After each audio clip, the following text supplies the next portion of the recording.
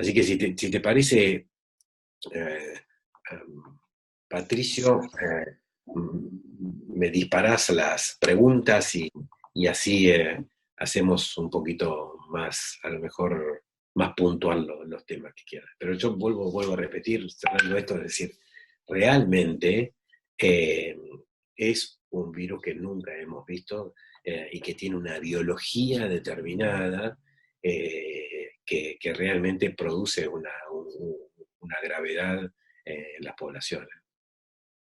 Muchas gracias, Roberto. Sí, vamos con preguntas. De tu introducción ya voy arrancando por las primeras. Hablaste de la plataforma colaborativa y de una industria de la salud, eh, todos compartiendo información científica en relación a conseguir una vacuna, finalmente una solución definitiva, estructural al virus. ¿Qué estimación en el horizonte de tiempo le ves a encontrar una vacuna definitiva? Pregunta uno. Y la parte dos, ¿cuánto tiempo se estima que luego toma el despliegue para que esto se convierta en una solución para todo el mundo? Bueno, como vos decís, Patricio, es la solución. Es decir, se sabe que el virus, por más que contagie a gran cantidad de la población, esto luego baja la cuestión de la circulación, empiezan a haber menos casos en el mundo, o en un país, por ejemplo, Argentina, empieza a haber menos casos, y uno piensa que se levanta, se flexibiliza, empieza la economía a tratar de ver cómo pone toda su resiliencia y su reingeniería para empezar de nuevo, pero el virus va a seguir circulando y va a producir brotes epidémicos. Y posiblemente ahí sí se comporte como influenza. Ahora, la solución es la vacuna. Yo, hay más de 15 centros, ya que creo que ya se perdió la cuenta de cuántos centros hay, pero todos están tratando de conseguir una vacuna específica para este virus. No es como el H1N1. Yo viví la historia de la pandemia y viví la investigación de la vacuna de H1N1 y la producción mundial de H1N1.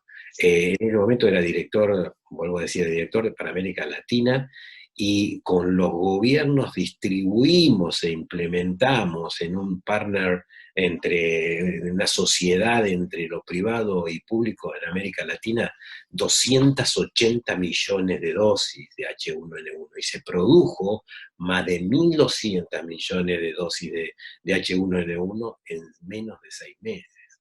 Ahora, esa vacuna de H1N1 era igual a la vacuna de la gripe que se fabrica todos los años, en el cual la vacuna de la gripe, un huevo, una vacuna.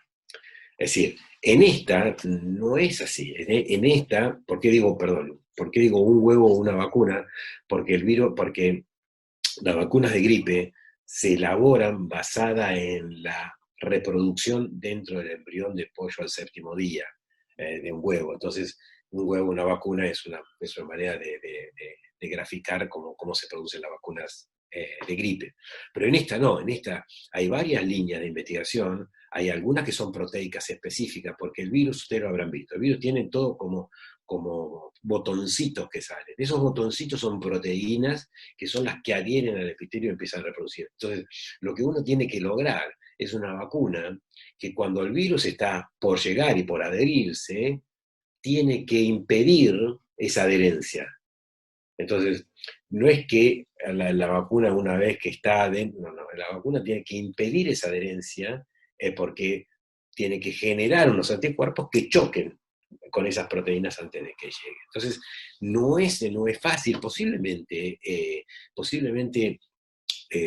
bueno, no es fácil, pero tampoco es difícil, y posiblemente en las próximas semanas haya diferentes desarrollos, como ya hubo, y como ya se investigó en el Instituto Nacional de Salud, que se colocó para ver seguridad las primeras proteínas del virus, con un tratamiento especial, etcétera. O sea, va a pasar, o sea, va a pasar que en los próximos 6 meses tengamos una vacuna. Pero no va a pasar que dentro de 6 meses tengamos una vacuna de producción en larga escala, que A eso me refería. pueda Vos tener... decís, la primera parte es, en 6 meses hay una solución definitiva. Antes de 6 ¿Y meses cuánto hay una tiempo tarda en vacuna. el despliegue productivo y de Depende desarrollo? depende de qué tipo de vacuna sea la probabilidad de producción. Ahora, si es una vacuna de producción similar a otras producciones, en el cual se puedan desactivar plantas productoras de vacunas. Las plantas productoras de vacunas son 6 en el mundo.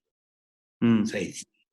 No es que bueno, en Latinoamérica hay 2 plantas productoras de vacunas, 3, perdón, 3 plantas productoras de vacunas. Alguna produce también, una cuarta produce, pero no hay más de eso. En Europa hay 4. En Asia, los que hacen los aire acondicionados, LG tiene una planta productora, los hindúes también, Estados Unidos 3, debe haber una decena, no hay más de una docena de plantas. Entonces, cuando uno desarrolla una nueva vacuna y tiene un proceso a lo mejor determinado que no está ya funcionando para otra vacuna, posiblemente eso que se llaman los buildings de producción tarden más. O sea, mínimamente no vamos a tener una vacuna en 12 meses, 18 meses, según los expertos internacionales. Yo solamente conozco el mundo de las vacunas y no profundizo en las nuevas investigaciones porque son diferentes, pero realmente por eso es que la producción de alguna gamma globulina, la utilización de plasma de convalecientes son biológicos previos a la vacuna. bueno, no sé si escucharte me deja más preocupado que antes de empezar el webinar, pero No, como no, vos yo decís, creo que son van a, estimaciones y proyecciones. perdón, yo creo mi honestidad personal y Claro. académica, seguramente van a terminar un poco más asustados, pero también le puedo decir cómo protegerse y cómo seguramente van a poder estar sanos. O sea, esto es así. No es que todos son, hay cosas positivas, lo Sí, del sí, sí. plasma, lo de los tratamientos que hay para dar. Eh, lo que ocurre es que antes de todo eso, la frase que habrán escuchado, "No tenemos que quedar en casa". Los que se pueden quedar en casa, yo no sé cuántos hay los que escuchan, pero escuchen esto que a los que seguramente lo han escuchado 25 veces. Quédense los que se puedan quedar en casa. Yo no me puedo quedar en casa. O sea, ay, te quisieras quedar en casa. Si no tuviera un rol médico, me quedaría en mi casa. Pero me quedaría en casa, no sé, hasta para jugar al ludo. No sé, pero me quedaría en mi casa. No trataría de salir. No trataría de ir al supermercado. Trataría de que el supermercado me venga a mi casa. O sea, ¿qué quiero decir? Son las semanas de mayor intensidad las que vienen. Si yo me quedo en mi casa, el virus no entra, pero no parece científico decirle esto, pero es así. Si yo estoy menos a 1,5 metros, no me voy a contagiar. Así es simple. Roberto, te hago una pregunta saliendo de la vacuna, que es el tema de los tests. Mm. ¿Qué nos podés contar en relación a este tema, sabiendo, habiendo escuchado testimonios directos de amigos y cercanos, de que no teniendo fiebre no les daban ni siquiera la opción de testear si era coronavirus o no? ¿Y eso en qué medida puede afectar que los datos estadísticos sean muy no precisos, digamos? Bueno, los datos estadísticos no son precisos, esto ya lo sabemos y ya en el mundo, o sea, todos los países lo dicen y lo blanquean. Vuelvo a decir, México ya su coeficiente es 8. Es decir, esto, ¿por qué? Porque al inicio no hay disponibilidad tanto de test, primero se testean a las personas que tienen infección, que tienen enfermedad, luego se testean a los que tienen alguna probabilidad de complicaciones, o los que se hospitalizan. Eh, Mm, Ahora, sin ninguna duda, sin ninguna duda uno debería tener más test, disponibilidad y ser organizado, ser ordenado y utilizar las tecnologías del mundo de la salud digital su- eh, para poder ayudar al hombre a controlar la infección. Esto es tan así que el éxito de Corea o el éxito de Alemania, todas se basan en cantidad disponible de test, se basan en tecnologías de control, tecnologías digitales para el control y por supuesto directivas muy claras.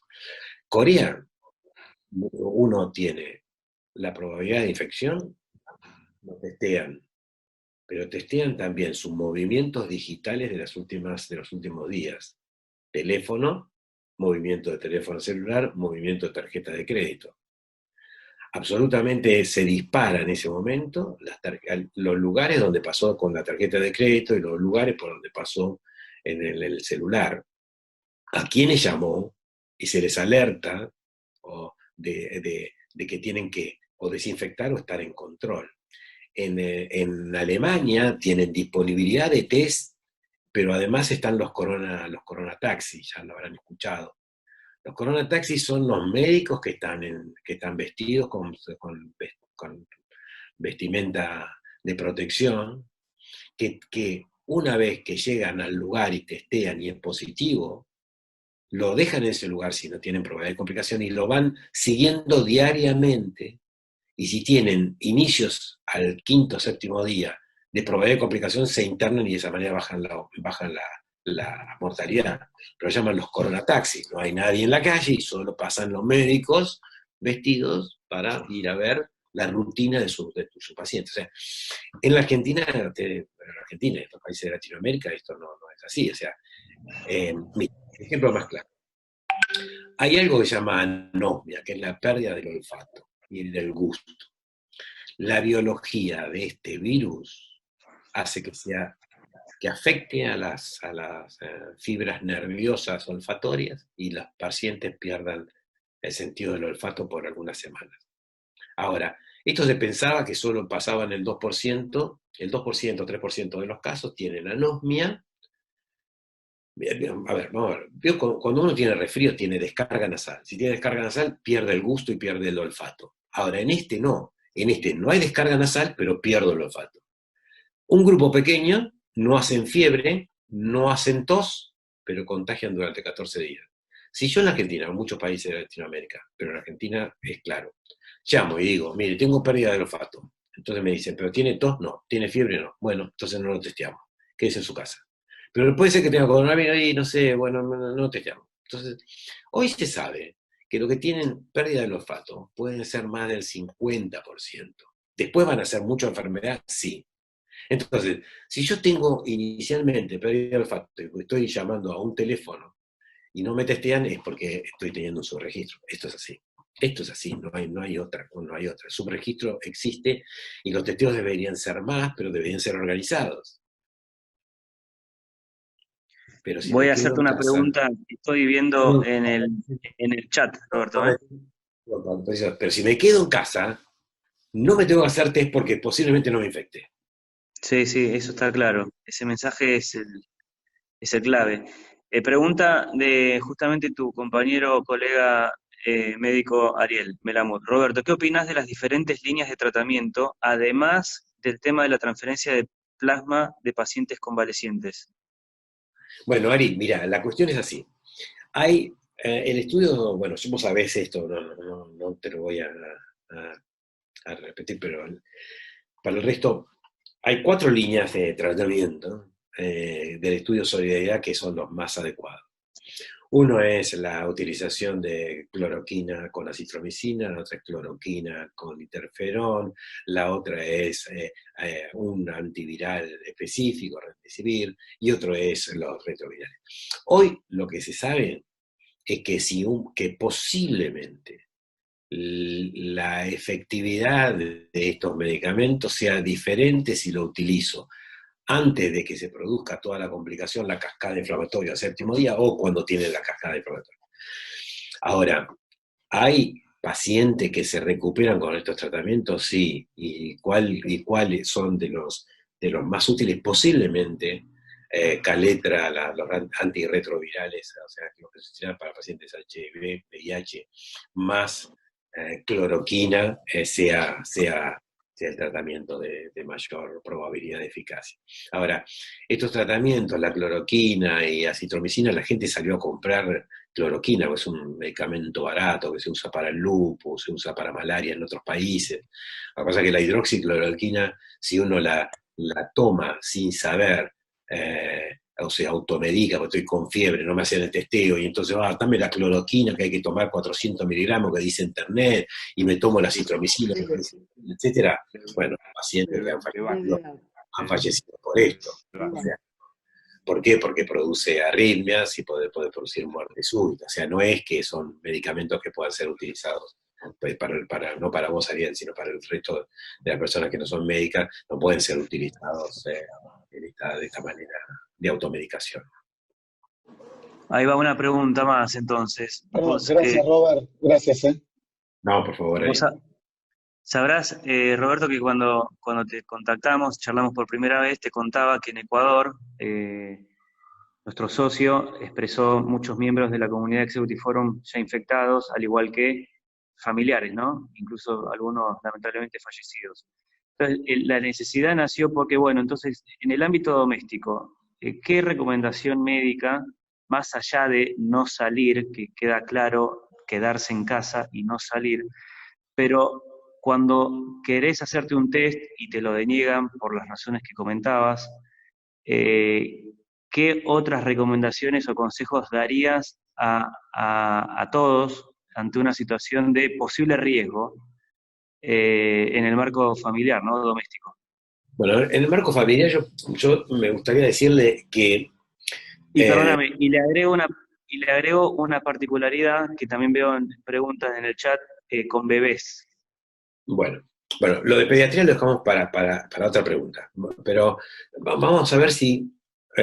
muchos vos me habías dicho, Patricio, que pertenecen a algunas empresas. Entonces, tienen su propia familia y su familia empresarial de sus empleados. Claro, sí, exacto.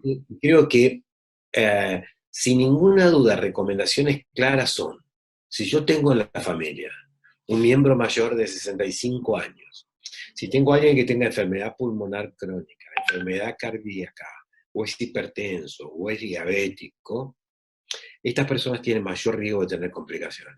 Esas personas no solo tienen que estar guardadas en sus casas, sino que no tienen que tener contacto con personas que están circulando en la calle, aunque sea para cuestiones esenciales, productos del supermercado, lo que fuera. Esas personas deben estar, su casa debe ser el aislamiento. Si tienen, seguramente tienen familiares, seguramente tienen algún apoyo externo que pueda tener, para que los alimentos lleguen a la puerta de su casa. Nada más. Y que esté a 2 metros de la persona que le va a dar el alimento. ¿Por qué quiero decir esto? Porque este grupo, que es el grupo que se complica, es el grupo que si hace una enfermedad, o sea, hace fiebre, hace tos, si no me lo hacen testear, lo tengo que llevar a un centro asistencial donde va a tener riesgo quien lo lleva. O sea, es toda una complicación logística. Entonces, a esos yo los protejo de una manera determinada y logro que, además, que puedan ahora, en estos próximos días, rápidamente, acceder a las vacunas antigripales. ¿Cuál? Trivalente, cuadrivalente, la que tengan. ¿Por qué? Porque en Argentina, al igual que Brasil, la parte sur, Chile, Uruguay, vamos a tener 2 probabilidades de escenario. Una probabilidad de escenario que es convivir coronavirus con virus de influenza, y no sabemos cuál es la combinación que pueda hacer con mayor complicación, porque vamos a ser los primeros países en el mundo que tengan ese enfrentamiento epidemiológico. Ni Estados Unidos ni Europa tuvo inicio de coronavirus con inicio de temporada de gripe. Así que esas recomendaciones son clarísimas. Ahora, soy joven, estoy en casa, no salgo y la cuarentena se va a extender seguramente. Esto es clarísimo, pero clarísimo por varios aspectos. Eh, y lo que tiene que hacer es salir lo menos posible.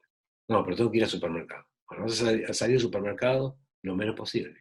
Es decir, vas a ir una vez cada 2 o 3 días, cada etcétera, pero vas a ir lo menos posible. Ahora, ¿cómo voy al supermercado? Eh, a ver, voy a ir al supermercado solo. No voy a ir acompañado de ningún miembro de mi familia. Mientras voy al supermercado, voy a ir caminando. Mientras voy caminando no utilizo barbijo.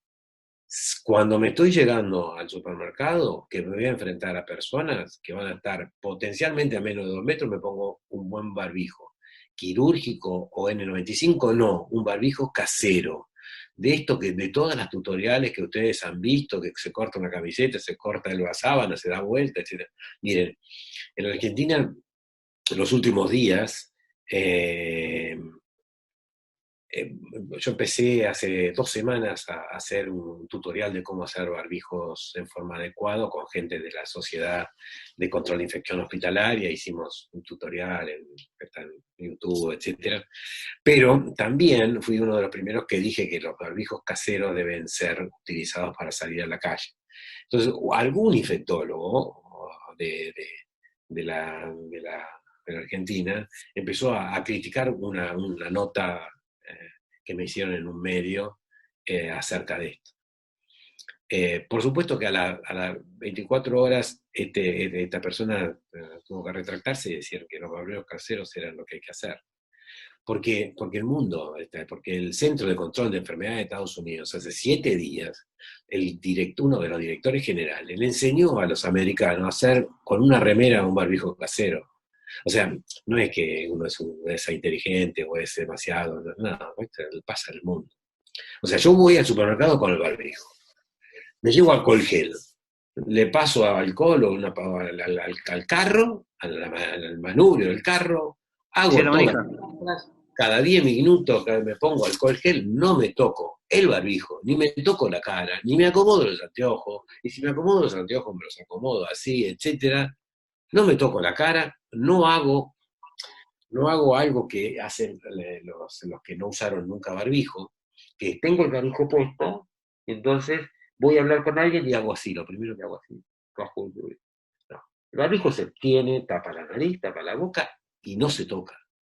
No se toca. Sea lo que sea, no se toca. Entonces salgo del supermercado, lo que hago es me pongo alcohol gel, ya veo que voy a casa y no hay nadie, saco, me lo pongo en una bolsita o me voy hasta casa con el barbijo lo saco y lo lavo. Se acabó el problema. Cuando llego a casa, agarro todas las cuestiones del supermercado, un trapo con agua lavandina, una parte de lavandina, 9 partes de agua, le paso los productos, los pongo en la heladera, me lavo bien las manos, no me toco la cara y se acabó el problema. Si me voy a cambiar la ropa, no hay recomendaciones de eso y esto depende de lo cuidadoso que sea uno, lo obsesivo, los toques, pero hoy por hoy, ahora, ¿qué va a pasar en la próxima semana? ¿Qué va a pasar el 10 de mayo? Si hacemos una nueva videoconferencia, la cuarentena va a ser una disrupción social. La gente no va a querer ni ir al supermercado. Claro, eso es lo que, Si yo tengo obviamente, fiebre, ¿no? tos y no tengo factor de riesgo, voy a llamar a los números que tengo. La mayoría de ustedes tienen una medicina prepaga. Hoy la medicina prepaga se rearmó. En Argentina, si tengo OTE, si tengo Soy Médica, si tengo la me mandan a mi casa, me evalúan. Algunos hacen esta cosa, dicen, bueno, no, a ver, usted tiene descarga nasal, no, tiene fiebre, no, sí, pero recién tuve 39, ahora me tomé el paracetamol. No, posiblemente no te hagan el testeo. Si tenés la medicina prepaga, también te lo pueden hacer, porque no hay disponibilidad tanto de testeo. Ahora esta semana están entrando, así que esto se va a extender un poco más. Decime una cosa, Roberto, el tema bebés, Bebés. Lo que sí hoy por hoy se sabe es que los bebés tienen posiblemente la misma tasa de infección y menos probabilidad de enfermarse clínicamente. Ahora, alguien de ustedes puede decir, pero sí, pero hay un bebé falleció, bueno, niños de algunos años en Bélgica, en Francia, en Estados Unidos, en Wuhan, que han fallecido. Sí, son extremadamente raros, pocos, no más de siete relatos internacionales. O sea, los bebés tienen, los bebés y los niños menores de 12, 14 años están protegidos, o sea, protegidos no es la palabra, sino que tienen menos riesgo. Ahora, ¿se sabe por qué? No, pero posiblemente por los resfríos comunes que tienen, que también es un producto de un coronavirus, tengan algunos anticuerpos que puedan servir. Todavía no se sabe esta historia, pero tampoco se sabe la historia de que si yo tengo coronavirus y me curo, si voy a estar después protegido de por vida. Posiblemente esta historia la vaya a marcar en los próximos meses la velocidad en que se pierden los anticuerpos, pero posiblemente esté protegido, no de por vida, pero por un tiempo sí. Hablando de eso, una pregunta es, si una persona tuvo coronavirus y se normalizó, ¿desarrolla anticuerpos para no volver a contagiarse y no contagiar o no? Bueno, la historia lo va a decir. Hoy por hoy podemos decir que genera anticuerpos, que muy pocos son los que tienen que confirmarse si se reinfectaron con algún otro linaje. Es muy específico, pero están protegidos. Podemos decir que están protegidos. Ok, hablando Hoy de en la la cuarentena, sí, Sí. Y no, perdón. no, no, decime. No, no, sí me. Hablando de la cuarentena, bueno, ya hemos visto en Argentina y en muchos países latinoamericanos, los gobiernos están extendiendo las prevenciones de cuarentena obligatoria y de aislamiento. Vos decías, seguramente se va a seguir extendiendo, y eso se va a sumar a un mayo o una segunda quincena de mayo, entrando ya al invierno en breve, y que se va a empezar a mezclar gripe con coronavirus, ¿verdad? ¿Qué No, escenario te no, imaginás vos, no, porque junio, tampoco, julio? bueno, tampoco podemos decir que va a ser explosivo la gripe con el coronavirus, porque hay una cosa también que los infectólogos conocemos, Ariel también la conoce como pediatra, que es lo que se llama nido epidemiológico. Cuando un virus afecta a mucha población, los otros virus no entran. Cuando tengo dengue no tengo zika, cuando tengo zika no tengo chikungunya circulando en el país. Entonces también puede ser que eso ocurra. Así que ojalá que ocurra eso y no ocurra la combinación de gripe con. Ahora, ¿qué va a pasar en junio? Nadie lo sabe. Lo que sí sabemos es que por la cantidad de casos que hay ya en la Argentina, y lo multiplicamos por el índice de transmisión y con las semanas y los 7 días de cada ciclo, etcétera, a mediados de junio vamos a tener la intensidad más alta. Yo, por lo que veo en las gráficas de todo el mundo, en 4 o 6 semanas después se va agotando, o sea que lo que dicen los expertos estos internacionales, posiblemente en julio, entre julio y agosto, esto en la Argentina y en muchos países de Latinoamérica se pueda estar controlando o esté en descenso. Vuelvo a decir, esto es tremendo, pero bueno, pero es así. Es tremendo para muchos, obviamente, países como el nuestro, ¿no? De vulnerabilidad, de pobreza y de pocas herramientas para bancarse. Ya hoy es un latente problema social, de acá a un par de meses puede convertirse. Ese aspecto social, eh, ¿qué análisis te merece? Hablando en- como ciudadano también, ¿no? Bueno, yo creo que hay que respetar todas estas recomendaciones.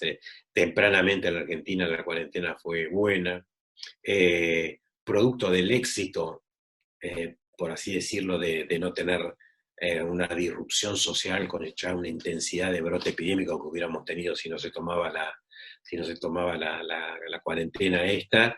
El producto de este éxito es también la necesidad de prolongar la cuarentena. Nadie va a levantar una cuarentena para que se produzca más rápido el brote que se va a producir seguramente en mayo.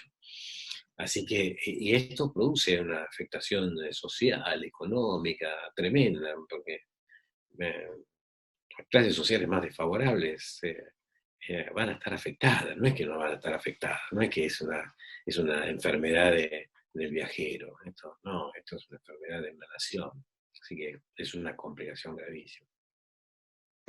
¿Crees que pueden emerger, pregunta del chat, alguna nueva práctica en la medida de que los gobiernos también empiecen a ecualizar la flexibilización de la cuarentena? ¿Podés imaginarte alguna otra nueva práctica preventiva o es lo que ya está No, los comúnmente ya preventivos, comunicado? yo creo que de las medidas preventivas, mire, CEMIC, el Hospital Austral, aprobaron ya los protocolos de, de utilización del plasma de convalecientes. Yo estoy absolutamente entusiasmado con eso porque creo que vamos a poder bajar la mortalidad sin ninguna duda.